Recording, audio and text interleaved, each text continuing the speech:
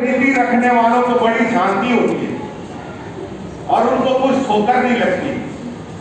सच में यदि हम परमेश्वर के संग चलें, उसकी व्यवस्था से प्रीति रखें, तो हमको ठोकर नहीं लगेगी और उनको बड़ी शांति होती है, ऐसा लिखा। तो हम सच में हमारा मकसद यही होना चाहिए कि हम प्रभु के संग चले, ताकि हम शांति पूर्वक अपना जीवन व्यतीत कर सकें और हमें ठोकर न लगे।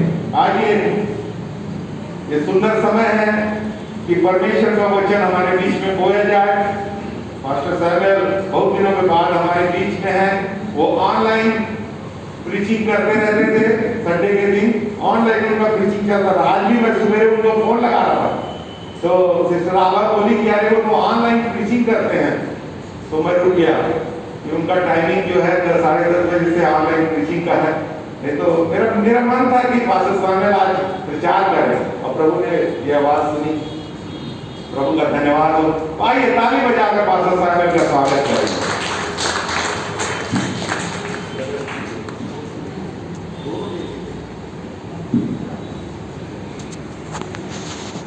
हालेलुया। आप सबको जय मसीह की। जय मसीह की। यीशु का धन्यवाद कि वो हमारे बीच में ऐसे बेस्ट टीचर्स को, अच्छे सर्वोत्तम टीचर्स को, शिक्षकों को देता है। मेरे प्रियो, मैं भाई आलोक का जब भजन का वो वचन सुन रहा था, मेरा दिल आनंद से भर गया कि काश आज कई छात्राएं लोग गणित में, साइंस में फेल हो जाते हैं, 0 मिलते हैं। अगर भाई आलोक जैसा शिक्षक उनको मिल जाए, कितनी सौभाग्य की बात है। परंतु हम मसीहियों को ये बाइबल की गूढ़ बातें सिखाने के लिए प्रभु यीशु ने भाई को उठाया है, खड़ा किया है और इस्तेमाल किया है। प्रभु कह रहा है, मेरे बेटे, तू अन्य जातियों के लिए ज्योति ठहरा है, उसमें बना है। हालेलुया। तेरे वो परिवार, तेरे बच्चे आशीषित रहेंगे। हालेलुया। उनका भी मैं अभिषेक से, हालेलुया, मस्सा करूंगा। वो भी मेरे वचनों को लेके जाएंगे। हालेलुया। थैंक यू जी, धन्यवाद। मेरे प्रियो, आज हम लोग एक बहुत ही महत्वपूर्ण बात पर ध्यान देंगे। हम सब संकट में, परेशानी में पड़ते हैं। संकट, परेशानी जीवन की जो यात्रा है उसमें हर बार आती रहती है। कुछ दिनों बाद, कुछ हफ्ते बाद, कुछ महीनों बाद, कुछ सालों बाद हम में से हर एक संकट में, परेशानी में पड़ता है। उस समय क्या करें? बहुत ही महत्वपूर्ण विषय है मेरे प्रियो। मैं बाइबल में से कुछ बातें बताऊंगा जिससे वो आशीष पाएंगे कि संकट के समय आपको क्या करना है। देखिए, लिखा हुआ है भजन संहिता 50 और उसका 15वें वचन में। परमेश्वर कह रहे हैं, भजन संहिता 50 और उसका 15वां वचन, वहां लिखा हुआ है, संकट के दिन मुझे पुकार, मैं तुझे बुलाऊंगा। हालेलुया। क्या आज आप संकटपूर्ण परिस्थितियों में है? परमेश्वर आपको निमंत्रण दे रहा है, मेरे बच्चों, मुझे पुकारो, मैं तुम्हें छुड़ाऊंगा। भजन संहिता 91 उसके 15 और 16 वचन में भी ऐसा ही लिखा हुआ है कि संकट के दिन वो हमारा शरण स्थान है। भजन संहिता 46 भजन संहिता 46 पढ़ेंगे, वहां लिखा हुआ है, परमेश्वर हमारा शरण स्थान और बल है, संकट में अति सहज से मिलने वाला सहायक है। संकट के समय हम सब ने देखा है मेरे प्रियो, हमारे रिश्तेदार, हमारे मित्र हमसे मुंह मोड़ लेते हैं, परंतु एक है जो सृष्टि करता है, उसका नाम यीशु मसीह है। वो आमंत्रित कर रहा है, मेरे बच्चों, संकट के समय मुझे पुकारो, मैं तुम्हें उत्तर दूंगा। यिर्मयाह 33:3 में लिखा हुआ है, ईश्वर को पुकारो, call to me and I will answer you and show you great and mighty things. वो आपको बड़ी बड़ी बातें बताएगा मेरे प्रियो। मगर जब हम संकट से घिर जाते हैं तो हमारा जो मनुष्य का स्वभाव है वो क्या करने लगता है? अपने पैसों पर, अपने पहचान वालों के पास जाके उन पर भरोसा करने लगता है, अपने पद पर, प्रभाव पर, प्रतिष्ठा पर भरोसा करने लगता है। ये मनुष्य का स्वभाव है। परंतु बाइबल कुछ बातें बताती है जो हमें आशीषित करती है। बाइबल में अगर हम पढ़ेंगे भजन संहिता 20वां अध्याय और उसका 7वां और 8वां वचन पढ़ लें। भजन संहिता 20वां अध्याय 7वां और 8वां वचन। किसी को रथों का और किसी को घोड़ों का भरोसा है, परंतु हम तो अपने परमेश्वर यहोवा ही का नाम लेंगे। वे तो झुक गए और गिर पड़े, परंतु हम उठे और सीधे पड़े। आमीन, हालेलुया।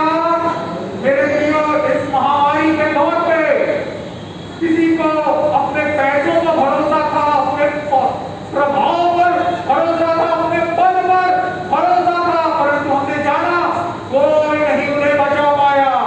यहाँ पर भी लिखा हुआ रथों को इस पर भरोसा नहीं रखना है, और जो घोड़ों पर, रथों पर भरोसा रखते हैं वो क्या हो जाते हैं? झुक जाते हैं, गिर पड़ते हैं।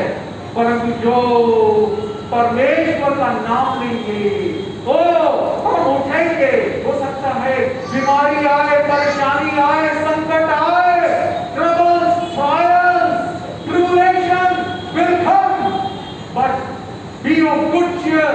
आप आनंदित हो, हठत बांधे, हिम्मत रखे, निराश ना हो, क्योंकि आपको छुटकारा देने वाला यीशु आपके साथ है। वो कहता है संकट के समय मुझे पुकार, मैं तेरी सुनूंगा और तुझे छुड़ाऊंगा। मेरे प्रियो, आइए एक और वचन हम पढ़ेंगे भजन संहिता 118 और उसका 8वां और 9वां वचन। भजन संहिता 118 और उसका 8वां और 9वां वचन। यहोवा की शरण लेनी मनुष्य पर भरोसा रखने से उत्तम है। यहोवा की शरण लेनी प्रधानों पर भी भरोसा रखने से उत्तम है। आमीन। यहोवा की शरण लेनी मनुष्यों पर भरोसा रखने से उत्तम है। क्या आज आपका भरोसा किसी मनुष्य पर है? ये तो मिट्टी से बना हुआ मनुष्य है। और यहोवा की शरण लेनी प्रधानों पर भी हो सकता है। आपकी पहचान बड़े-बड़े पद वालों से, प्रतिष्ठित लोगों से हो, पैसे वालों से हो। आप सोच रहे हो वो हमारी मदद करेंगे, वो हमारी सहायता करेंगे, परंतु नहीं। बाइबल बताती है हमारा परमेश्वर पर भरोसा होना चाहिए। एक और सुंदर वचन पढ़ेंगे भजन संहिता 146 और उसका 3रा और 4वां वचन। भजन संहिता 146 और उसका 3रा और 4वां वचन। तो प्रधानों पर भरोसा न रखना, न किसी आदमी पर, क्योंकि उसमें उद्धार करने की भी शक्ति नहीं।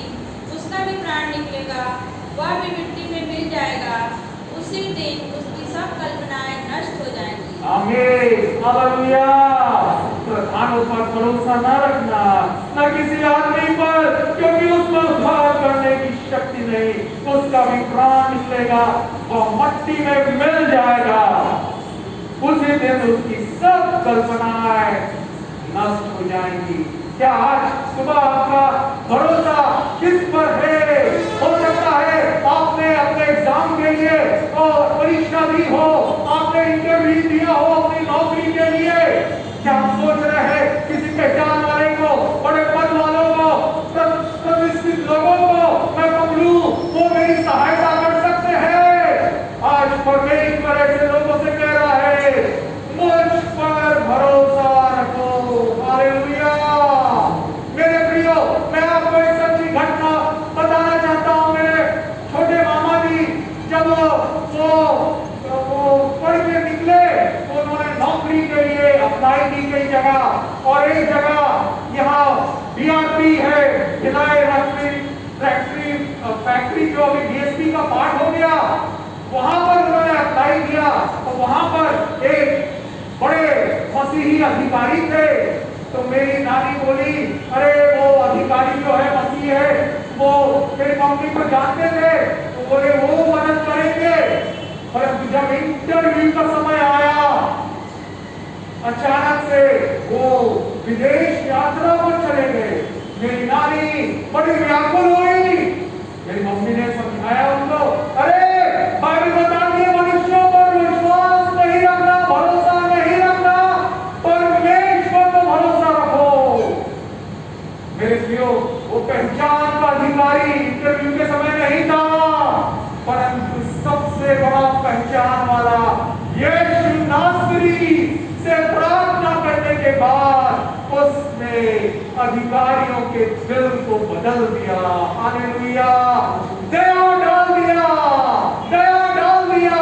क्या आप नौकरी ढूंढ रहे हैं, इंटरव्यू के लिए जा रहे हैं, लोग आपको हो सकता है रिजेक्ट कर दे रहे हो, आज की सुबह परमेश्वर कह रहा है, अपने पढ़ाई लिखाई, पद, प्रतिष्ठा, प्रभाव, पहचान पर भरोसा नहीं रखो, परंतु परमेश्वर पर भरोसा रखो।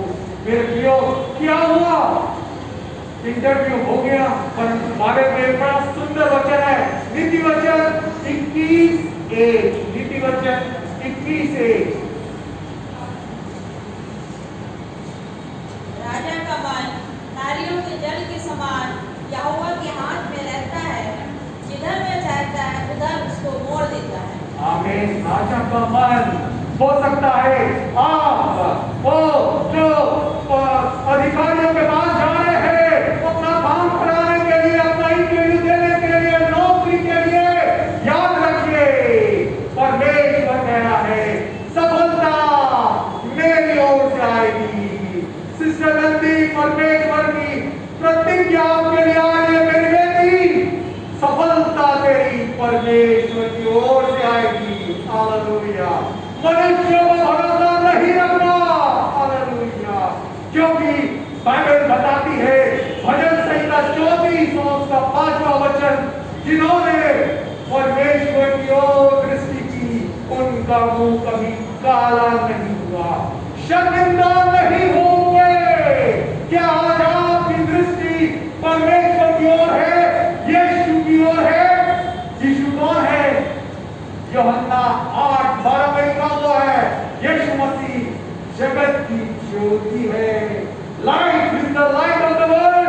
जैसे हम ज्योति को देखते हैं, प्रकाश को देखते हैं, हमारा दिल आनंदित हो जाता है, वैसे ही यीशु आपके दिल को आनंदित करेगा।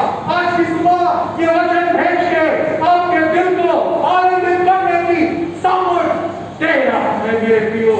और एक और वचन पढ़ेंगे, यिर्मयाह की किताब 17वां अध्याय 5वें से लेके 8वां वचन तक।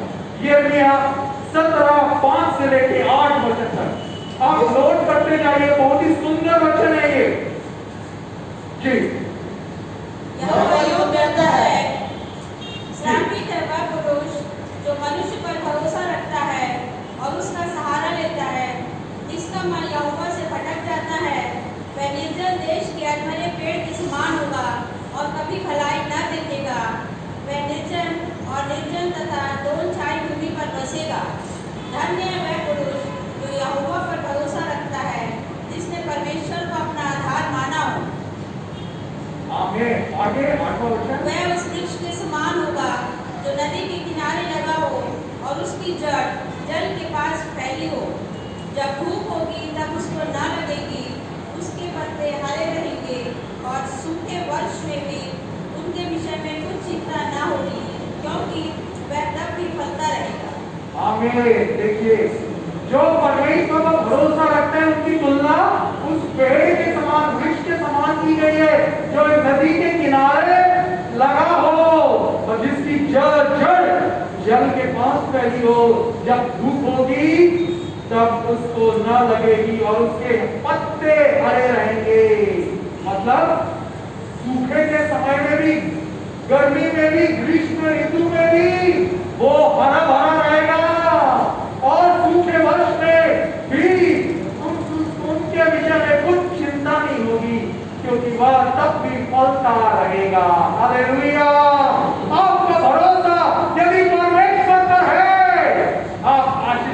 होंगे। फाइनली हमने पढ़ा श्रापित है वो मनुष्य जो मनुष्यों पर भरोसा रखते हैं। मेरी नानी मनुष्यों पर भरोसा रख रही थी, परंतु वो अधिकारी अचानक विदेश यात्रा में चले गए, परंतु परमेश्वर को पुकारा, यीशु ने उनको सफलता दी, नौकरी दी। हालेलुया। भाई जितेंद्र, आपके लिए भी परमेश्वर ने उपाय किया है। परमेश्वर कह रहा है, एक वचन आपके लिए दे रहा है, पढ़िए भजन संहिता 75 और उसका 6वां और 7वां वचन। भाई जितेंद्र के लिए यीशु मसीह प्रतिज्ञा ले रहा है, क्योंकि बढ़ती न तो पूरब से न पश्चिम से और न जंगल की ओर से आती है, परंतु परमेश्वर ही न्यायी है, वह एक को घटाता और दूसरे को बढ़ाता है। आमीन। बढ़ती न तो पूरब से न पश्चिम न जंगल से, परंतु परमेश्वर ही न्यायी है, वो एक को घटाता और दूसरों को बढ़ाता है। Promotion doesn't come from people।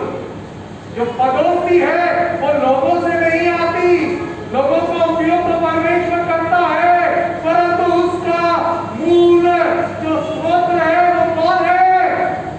परमेश्वर। परमेश्वर की ओर निहारे। ओ सिस्टर अनुराधा, प्रभु कह रहा है, मेरी बेटी, तूने काफी असफलताएं देखी है। You have gone through your life with many setbacks and shocks. The Lord says, my daughter, keep on believing on me.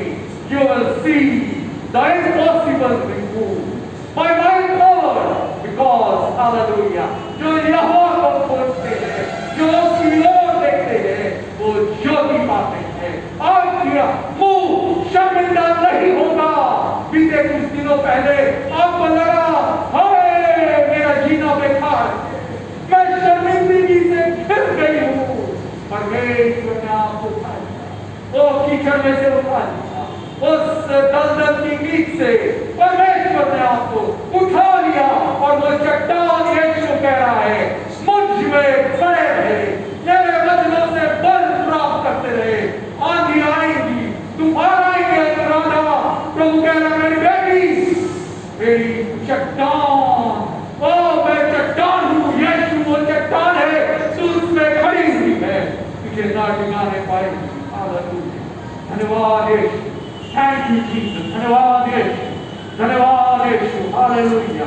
मेरे प्रियो, आज हम देखते हैं कि परमेश्वर को भरोसा रखना उत्तम है संकट के समय। मेरे प्रियो, मैं आपको बताना चाहता हूँ, आप सोचते होंगे, अरे परमेश्वर की सामर्थ क्या है? देखो ना, इतने ढेर सारे लोग हैं, करोड़ों लोग अभी भी यीशु मसीह को नहीं जानते।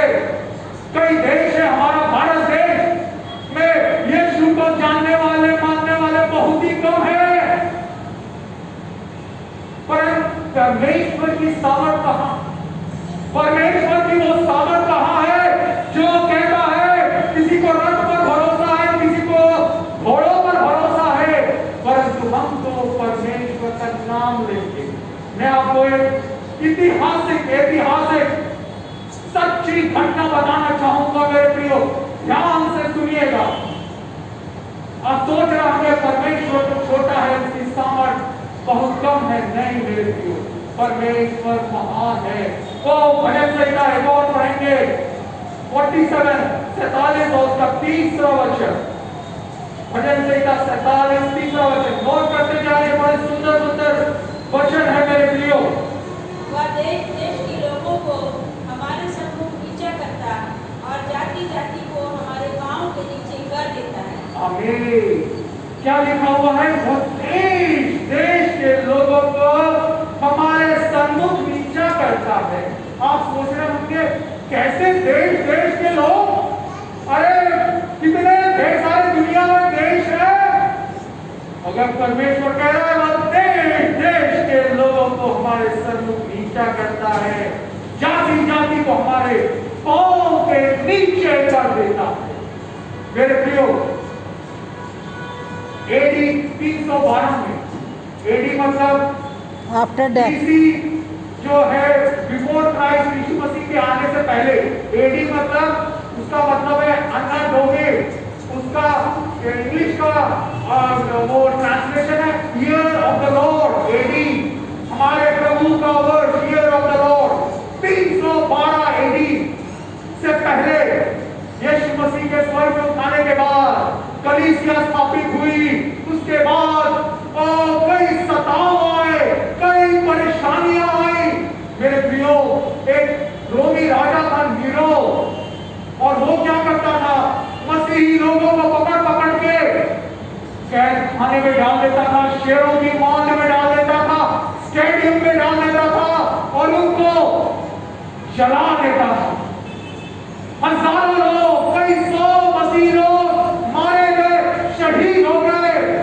और कलीसिया जो थी प्रार्थना में, हम लोग के पास ये आजादी है कि हम यहाँ आके परमेश्वर की आराधना कर रहे हैं, परंतु इतिहास बताता है उस समय के विश्वासी एक छोटी सी गुफा में, छोटे छोटे कमरे में, वो पत्थरों के बीच कैटाकोम्स था, और वहां जाके वो आराधना करते थे, प्रार्थना करते थे, और निरंतर वो अपने अधिकारियों के लिए प्रार्थना करते थे। मेरे प्रियो, हमारे राजा के लिए प्रार्थना करते थे।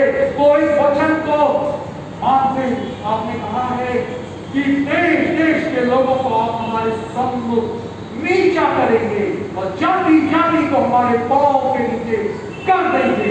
ऐसा कीजिए, यीशु ऐसा कीजिए। आंसुओं से प्रार्थना करते थे। जब मेरे प्रियो हम आंसुओं से प्रार्थना करते हैं, जब आप करते हैं, यीशु का प्यार भरा दयालु हृदय दिल पिघल जाता है, आपके लिए प्यार से भर जाता है और तरस से भर जाता है। वो लोग आंसुओं से प्रार्थना करते, क्योंकि उनके कई बच्चे, उनके पिता माता भाई बहन रिश्तेदार जला दिए गए, मार डाले गए। वो प्रार्थना करते रहे, निरंतर प्रार्थना करते रहे। प्रेरित तो काम में हम पढ़ेंगे, पतरस को मारने के लिए जेल में बंद कर दिया गया, परंतु कलीसिया प्रार्थना कर रही थी और परमेश्वर ने स्वर्गदूत भेज के उस जेल से निकाला पतरस को। तो वैसे ही उस समय के विश्वासी को, जो नीरो राजा था, सताता था, मसीहों को मारता था, जलाता था, शेरों के सामने स्टेडियम में छोड़ देता था, कई सौ हजारों लोग मर गए। लेकिन विश्वासी लोग प्रार्थना करते रहे, हिम्मत नहीं हारे। और उसके बाद, नीरो के बाद एक राजा हुआ, उसका नाम किंग कॉन्स्टेंटाइन था, और वो नीरो राजा के समान मसीहियों को अत्याचार करता था, पीड़ित करता था, सताता था। और एक दिन ऐसा हुआ, अचानक से उसको समाचार मिला कि उसके सारे दुश्मन जो आजू बाजू में राष्ट्र लोग हैं, देश है, देश के दूसरे देश के राजा आ गए और उसे घेर दिया है। वो खड़ा गया, व्याकुल हो गया, क्योंकि उसके पास केवल कुछ हजारों की संख्या में सैनिक थे, परंतु जो दुश्मन राजा थे, 4-5 राजा एक साथ इकट्ठा होकर उस पर आक्रमण करने वाले थे। दूसरे दिन वो घबरा गया, उस दुश्मनों की सेना लाखों में, उसके पास केवल हजारों में। वो समझ नहीं पा रहा था, क्या करूं, क्या करूं, मैं मर जाऊंगा, वो मुझे मार डाला जाएगा, मुझे बंदी बना के ले लिया जाएगा, मैं क्या करूं। ऐसा करके वो शाम को टहल रहा था खुले मैदान में अपने तंबू के पास, और जब तक था बड़ा व्याकुल, टूटा मन, एकदम डर लग रहा था, व्याकुल हो गए, कौन सी मदद करेगा। और जब वो ऐसा डरा हुआ व्याकुल था, उसने आकाश में, रात का समय था, एक क्रूज को देखा, और उस क्रूज के नीचे लिखा हुआ था, बाय दिस इससे तू जीतेगा, जीत जाएगा। उसको समझ में आया, ये तो यीशु मसीह का क्रूस है,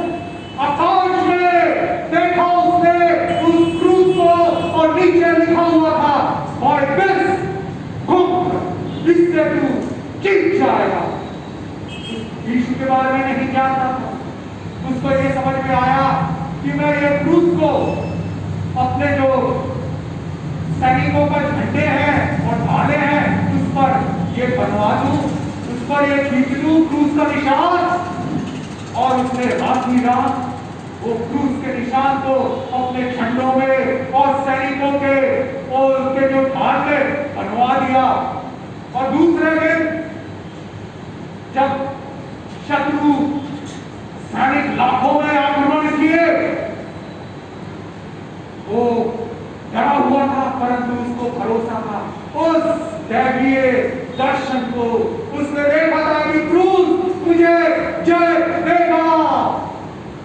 और वो क्रूस को झंडे बना के और ढाल के और चिन्ह बना के डरा और वो अद्भुत रीति से जीत गया सम्राट एम्परर कॉन्स्टेंटाइन। ये मैं कोई कहानी नहीं बता रहा हूं, आप हिस्टोरिक घटना है, गूगल में सर्च करेंगे, इतिहास की पुस्तकों में देखेंगे, पढ़ेंगे, ये ऐसी सच्ची घटना हुई है। उसके बाद वो जीत गया, उसे महसूस हुआ ये क्रूस के सामर्थ है, ये यीशु का क्रूस सामर्थी है, वो मुझे मेरे राज्य के लोगों को बचाएगा, छुड़ाएगा, उन्हें सुरक्षित रखेगा मेरे प्रियो। और उसने अपनी माँ क्वीन हेलेना नाम था उसका, उसने बोला मैं यीशु के बारे में ज्यादा नहीं जानता, परंतु सुना है कि वो यरूशलेम में रहा है, तो वहां पर वो तो क्रूस पर चढ़ाया गया है, तो आप इजराइल जाओ या यरूशलेम जाओ। और वहां पर उसने अपनी माँ क्वीन हेलेना को भेजा और वो वहां गई और उसने ढूंढा किस क्रूस पर यीशु को चढ़ाया गया।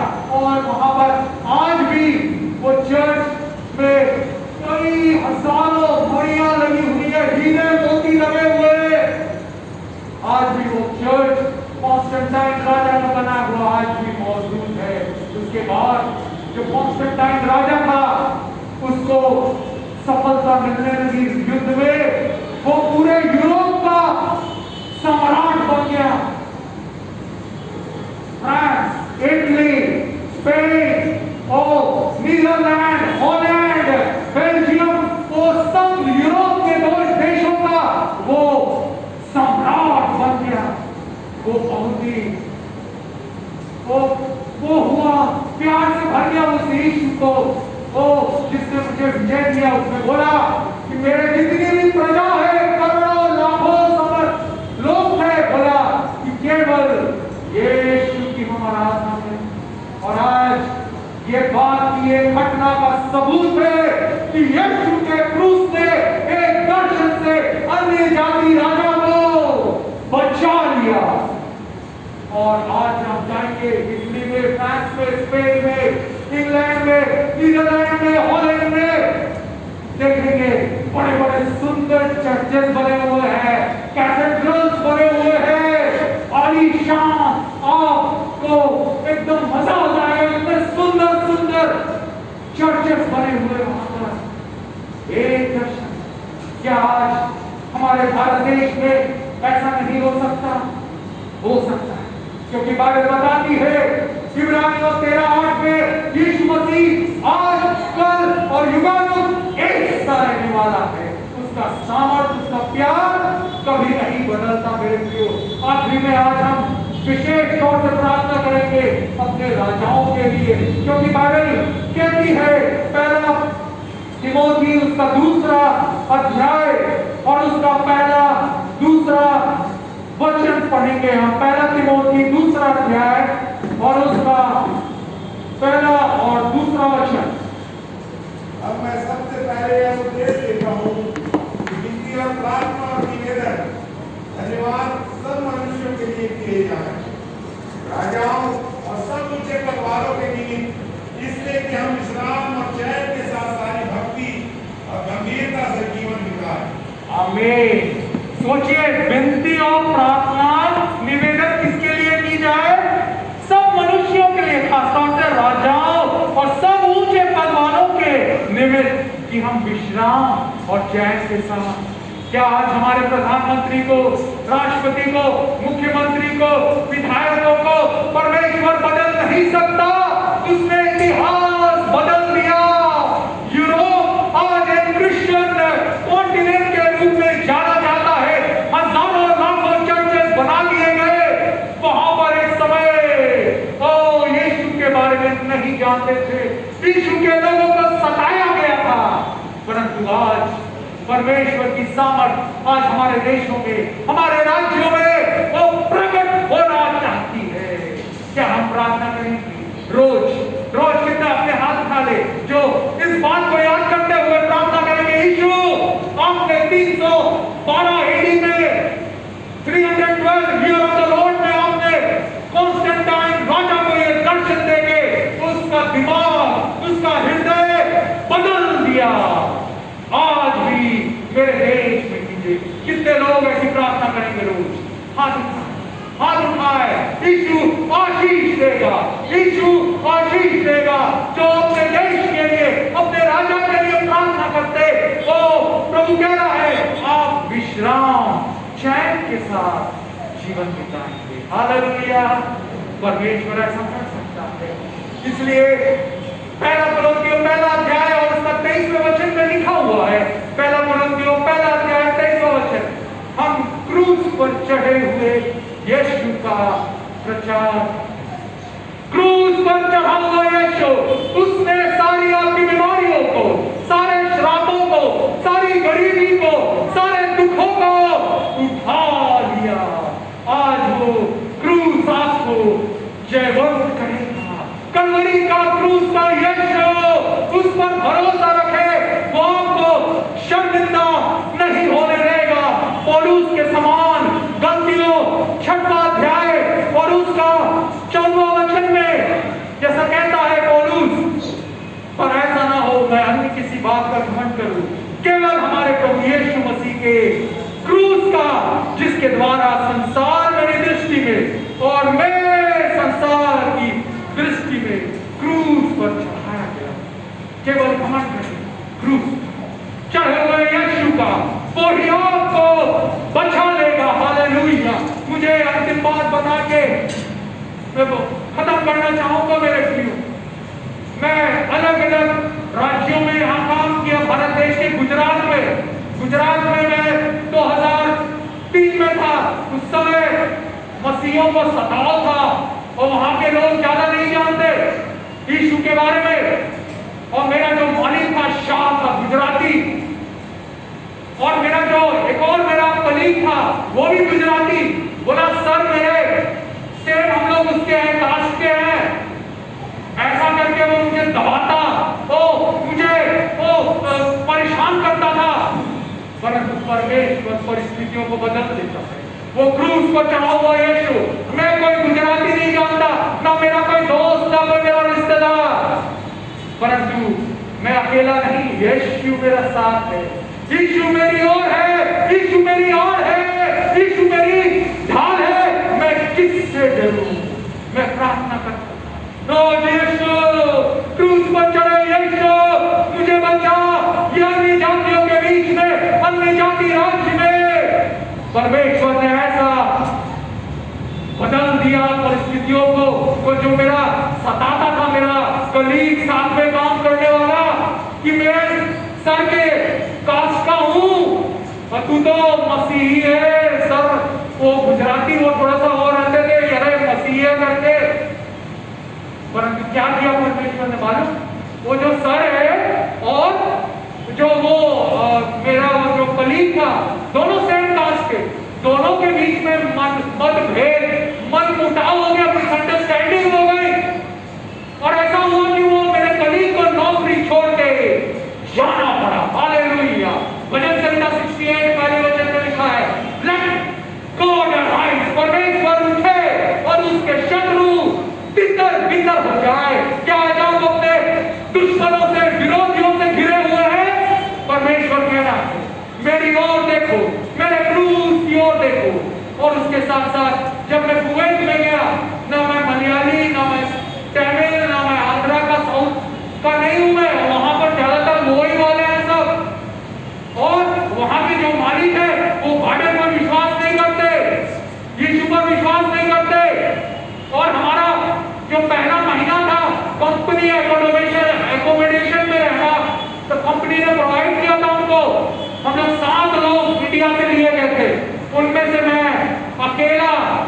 विश्वासी था। बाकी सब वो जो खाड़ी देश के जो उनकी विश्वास के अनुसार वो फॉलो करते थे, बाइबल को वो लोग नहीं मानते थे। तो ऑफिस के बाद जब मैं आता 7 बजे रूम पे, मैं बाइबल पढ़ता, प्रार्थना करता, तो मेरे साथी लोग जो उसके थे कास्ट के, उन्होंने देखा है बाइबल पढ़ता, प्रार्थना करता है, वो मुझसे नफरत करने लगे, चिढ़ गए। They started hating me। और मैं तो नहीं जानता, मैं अपना काम ईमानदारी से ऑफिस का काम किया जाए, घर आके आप प्रभु का जितना काम करना करे, क्योंकि बाइबल में क्या लिखा हुआ है, यीशु ने क्या कहा, जो कैसर का है वो कैसर को दो। मेरे प्रियो, मैं ऑफिस में ईमानदारी से काम करता था, और एक दिन मेरा बॉस मुझे बुलाया, उसका नाम फरहान बुहारी है। उसने बोला, वो बड़ा धार्मिक, वो रोज 5 बार प्रार्थना करता, 5 बार प्रार्थना करता। और वो एक दिन काम से बुलाया मुझे, और फिर मेरी ओर देख के बोलने लगा, Samuel, you must enjoy the world. Samuel, तुम इस संसार का आनंद लेना चाहिए। समझ नहीं पा रही है जो बोल रहा है। मुझे याद आ गया, अच्छा मेरे जो साथी लोग हैं उन्होंने मेरी चुगली की है कि सैमुअल क्या करता है, बाइबल पढ़ता है, ऑफिस के बाद प्रार्थना करता है, और फ्राइडे के दिन छुट्टी रहती है तो कहाँ जाता है, दिन भर रात भर चर्च में अटेंड करता है, कोई भी पब्लिक हॉलीडे हो चर्च में जाता है वो। उसने मेरे बॉस को बताया, और उसको कैसा लगाएगा, स्वाभाविक रूप से वो तो चिढ़ जाएगा ना। जो बाइबल को विश्वास ही नहीं करता, बोलता है बाइबल गलत है, वो लोग नहीं मानते बाइबल को, चिढ़ जाएगा। परंतु जानते हैं, प्रभु यीशु मसीह राजा का हृदय नियंत्रण में करता है, जैसे हमने नीति वचन 21 में पढ़ा है। आज आप हो सकता है विरोधियों का, शत्रुओं का, चुगली करने वालों का आसपास आपको घेर लिए है, आपके शत्रुओं ने आपको घेर लिया है। आपको जय कहां से मिलेगी? यीशु के क्रूस से आपको जय मिलेगी। मैं यीशु के दुखों को, ओ हालेलुया, ध्यान देता, प्रार्थना करता, यीशु मुझे बचा, मेरा यहां कोई नहीं है। जिनका कोई नहीं रहता उनका यीशु। Praise the Lord. और परमेश्वर ने क्या किया, कुछ ही दिनों में ऐसा बदल दिया कि जो मेरे साथी था वो, उनकी लड़ाई हो गई मेरे बॉस से, और वो कई लोग छोड़ के चले गए, और मेरे को वहां पर प्रमोशन मिला। करीब 20,000 रुपए एक बार मेरे कुवैती हुई बॉस ने दिया। बोला, सैमुअल तुम क्या फीके फीके लाइट कपड़े पहनते हो, शाइनिंग कपड़े पहनो। ऐसा करके 20,000 रुपए उन्होंने अपने पॉकेट से निकाल के दिया। जिन्होंने मेरी चुगली की थी, परमेश्वर ने उन्हीं के सामने मेज बिछाया। आइए हम सब खड़े हो जाएं। हो सकता है आप शत्रुओं का सामना कर रहे हैं, शत्रुओं ने आपको घेर लिया हो, विरोधियों ने, चुगली करने वालों ने आपको नीचे गिराने की कोशिश की हो, परंतु याद रखिए, वो क्रूस पर चढ़ा हुआ यीशु आपको जय देगा। प्यारे यीशु, आंखें बंद कर ले, प्रार्थना करेंगे 2 मिनट। प्यारे यीशु, धन्यवाद देते हैं सुंदर वचनों के लिए। हम अपने राजाओं, अधिकारियों, प्रधानमंत्री, राष्ट्रपति, मुख्यमंत्री, विधायकों के लिए प्रार्थना करते, उन्हें बदल दीजिए पिता, जैसे आपने सम्राट कॉन्स्टेंटाइन को बदल दिया पिता। पूरा देश के लोग बदल गए, मसीही विश्वास अपना लिए। कर दीजिए, कर दीजिए, कर दीजिए। मैं प्रार्थना करता, हरे भाई, हरे बहन बीमारी रूपी शत्रु से दुष्ट का सामना कर रहे थे, ओ उनको बार बार मारने का षड्यंत्र कर रहे हैं, ओ बीमारियां, ओ गरीबी, शराब, ओ अनेक प्रकार के बंधन टूट जाए यीशु के क्रूस पर। हालेलुया। जो आपने हमारे रोगों को, बीमारियों को उठा लिया, सारे दर्द यीशु के नाम से गायब हो जाए। हालेलुया। उन कीड़ों के दर्द को याद कीजिए, उन कोड़ों के दर्द को याद कीजिए, उन कांटों के दर्द को यीशु याद करके आज पेन फ्री कर दीजिए। दीजिए, दर्द रहित कर दीजिए। सिर दर्द ठीक हो रहा है, स्पॉन्डिलाइटिस ठीक हो रहा है, गठिया ठीक हो रहा है, मिर्गी का दौरा बंद हो रहा है यीशु की सामर्थ से। चक्कर आना, उल्टियां यीशु के नाम से दूर हो रही है, यीशु छू रहा है। हालेलुया, धन्यवाद यीशु। थोड़ी देर बोले धन्यवाद, धन्यवाद, हालेलुया, धन्यवाद, धन्यवाद, धन्यवाद, धन्यवाद। Thank you Lord. क्रूस पर उस मरे कदे, क्रूस पर उस मरे कदे, वो ही अकेला तुझे बचा लेगा। क्रूस पर उस मरे कदे, see the Lamb of God on the cross, see the Lamb of God on the cross. He alone will save you from all sin. See the Lamb of God on the cross. क्रूस पर उस बर्रे बहुले से प्यारे यीशु हरे मेरे प्यारे भाई बहनों को सुरक्षित रखिए। इस महामारी के दौर में, इस आने वाले हफ्ते में नई नौकरियां मिल जाए, जिनकी सैलरी आधी हो गई है, जिनका काम छूट गया है, इसी हफ्ते फोन कॉल आने पाए, उनके मोबाइल में ईमेल, रजिस्टर्ड पोस्ट आने पाए, बुलावा आना पाए यीशु के नाम से। क्रूस पर चढ़े यीशु, उन पर दया कीजिए, उन्हें संभाल के सुरक्षित रखिए। ये प्रार्थना को यीशु के सामर्थी अद्भुत चमत्कारी चंगाई भरे नाम में मांगते हैं, आमीन। धन्यवाद।